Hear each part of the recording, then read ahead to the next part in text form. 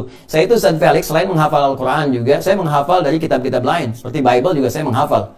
Ya, dan saya dari sejak masuk kelas 1 aliyah, ya ada yang masuk Islam dan saya pinjam ya dari versinya Barnabas, versi yang lain, versi yang ada perubahan dan sebagainya itu saya kumpulkan. Jadi kadang kalau saya sedang libur, saya pergi ke toko buku, saya kumpulin lagi ada versi yang baru nggak, ada yang baru nggak, jadi saya pelajari lagi.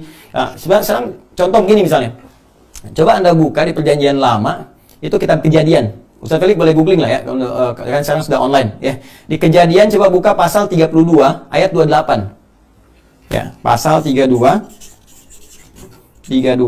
ayat 28. Ya. Kitabnya Kejadian. Kitab Kejadian. Ya.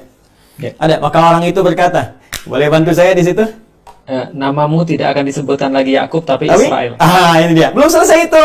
Namamu tidak akan disebutkan lagi Yakub tapi Israel. Ya, sebab engkau telah bergumul melawan itu dia. Iya, sebab engkau telah bergumul melawan Allah dan manusia dan kau menang. Itu persoalannya. Ya. Ini yang paling bahaya nih. Jadi di antaranya apa? Ini juga yang paling kita sulit terima nih. Ya, ini saya mohon izin ya teman, ini argumentasi ilmiah ya. Jadi kita sedang belajar untuk mengkomparasikan. Nanti kalau keberatan kita bisa diskusi, ya. Jadi kita bisa biasakan masuk ke ranah ilmiah. Seperti orang tua kita dulu diskusi. Jadi bukan memotong ya. Kalau memotong nanti jadi saling serang. Itu oleh Al-Quran disebut dengan wala tubadzir tabdzira. Ya, dan janganlah engkau berbuat yang sia-sia. Dari kata badzara itu muncul bazar. Ya, itu dalilnya di Quran wala tubadzir tabdzira. Dan janganlah engkau menjadi bazar dengan sebazar-bazarnya. Innal mubadzirina, sungguh para bazar itu kanu ikhwana syayatin, boleh jadi akan dekat kepada setan. Wa kana rabbihi kafura, sedangkan setan itu kepada Rabbnya dia ingkar. Makanya kalau ada bazar yang ingkar dengan ayat-ayat Allah, yang suka mencela, yang suka hadirkan hoax, yang suka mengadu domba, itu sudah ada wala tubadzir tabdzir. Kalau murid saya tahu tasrifan sorofnya, badzara yubadziru tabdzir. Nyambung Ustaz ya, antara bazar sama tabdzir. Nanti mohon izin teman-teman di bazar mohon izin ya. Jadi ini cuma kajian ilmiah. Kajian ilmiah ya, tapi kalau Anda keberatan ya enggak apa-apa. Kalau memang itu tugas ya saya tidak menghormati itu, tapi kalau Anda ditugaskan mengamati kajian saya juga itu mungkin hidayah yang Allah berikan. Insyaallah. Mudah-mudahan ada kebaikan. Ini ya. Nah, kan di situ ada persoalan. Apa narasinya di situ? Nah, orang itu berkata, ya, namamu sekarang sudah bukan Yakub lagi. Apa namanya? Israel. Di sini kita temukan kalimat Israel pertama. Nanti saya mau bandingkan antara Israel yang ada di Al-Quran dengan Israel yang ada di dalam ini Kejadian. Pasal 32 ayat 28. Saya udah baca sarahnya ya. Udah baca tafsirnya nih. Jadi saya tahu tafsiran yang menafsirkan malaikat, tafsiran menafsirkan Tuhan, manusia dan sebagainya. Insya Allah sudah saya baca dan saya baca referensinya dari mana turunannya. Ya, saya sudah membiasakan itu. Jadi nanti di sini persoalan utamanya adalah satu. Yakub alaihissalam. Ini anaknya Ishak, turunan Nabi dan jadi Nabi kemudian, makanya Nabi mengatakan ya ini dari orang mulia, dari mulia, rahim yang mulia, orang mulia lagi. Ya Nabi Muhammad SAW itu turunannya nanti dari mulia, ya dari ke Yusuf, Yakub mulia, Ishak mulia, Ibrahim mulia sampai dengan ke atasnya. Nah, saya teruskan ke sini, tapi di sini di Kejadian ya pasal 32 ayat 28 dinarasikan Nabi Yakub itu pernah bergulat dengan Tuhan. Anda bisa bayangkan nggak ya, Smackdown itu bukan sekarang aja, dulu sudah ada gitu. Ini persoalan, dan Tuhan di Smackdown oleh Yakub, ini persoalannya, dikalahkan. Jadi dalam gulat itu Tuhan kalah, Allah kalah katanya sama Yakub. Manusia juga kalah. Karena kalah itulah kemudian ya Yakub dinobatkan menjadi yang paling kuat pada masa itu, disebutnya dengan Israel. Jadi ganti namanya jangan Yakub, Israel. Untuk menyuguhkan kekuatan. Ya jangankan manusia, Tuhan aja kalah. Ya, jadi persoalan teman-teman sekalian, ini persoalan yang paling pertama menunjukkan bahwa ada problem di sini.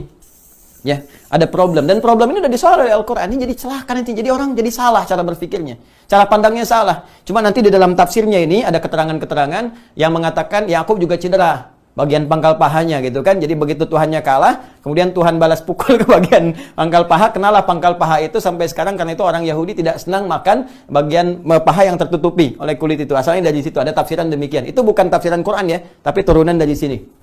Nah, jadi teman-teman sekalian, saya mau turunkan bahwa ini yang disoal oleh Al-Quran.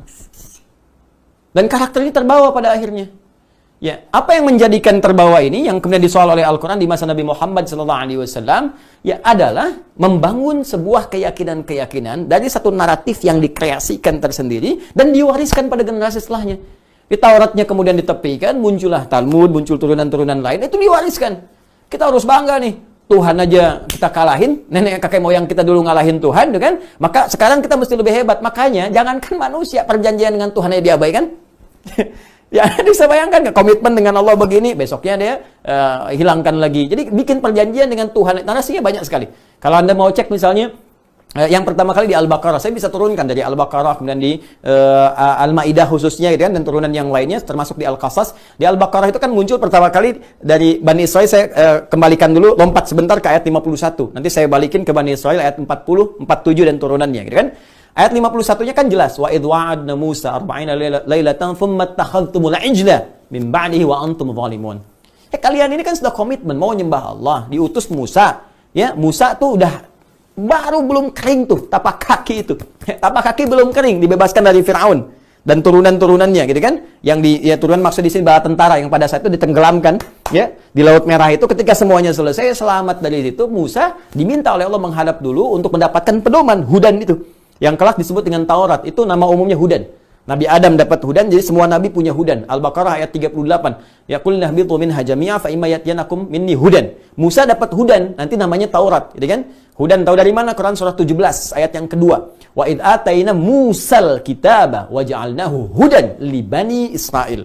Maka ketika dia kemudian berangkat ke Tur Sina itu, ya, kemudian untuk mendapatkan turunan Ten Commandments, 10 perintah Allah Subhanahu wa taala, apa yang terjadi? Sudah komitmen mau nyembah Allah, dijaga juga oleh Nabi Harun yang alaihissalam, dijaga di situ dengan baik. Apa yang terjadi? Mereka tiba-tiba kemudian menyalahi ketentuan Allah, langsung pengen dihadirkan Tuhan. Ya, lewat sesembahan dari anak lembu itu, yang ketika mereka lihat satu kaum mereka menyembah punya Tuhan tertentu, dia katakan, "Hei, tolonglah Samiri, kan, buatkan kepada kami seperti ini sehingga kami bisa mengikuti jejak orang-orang itu." Anda bisa bayangkan nggak? Baru punya perjanjian dengan Tuhan udah dilanggar lagi. Nanti ada yang bunuh nabinya. Nanti yang saya mau cerita lagi lebih dahsyat lagi. Nabi Musa disuruh perang dengan Tuhannya. Kita mau duduk-duduk aja sampai kamu menang katanya. Nanti kita masuk saat masuk bab Palestina. Ya, saat masuk ke situ. Jadi ini udah biasa. Tuhan aja dilanggar, apalagi kamu. Apalagi saya. Kalau sekarang ada perjanjian peta damai, nah ini mau kita tarik tuh sini. Tahun sekian dilanggar lagi. Ya ini karakter yang dibawa turunannya. Tapi apa nggak ada solusi? Ada. Belum sampai kita. Ntar sebelum subuh nyampe situ insya Allah. Insya Allah. jadi saya ingin bawa ke narasi itu.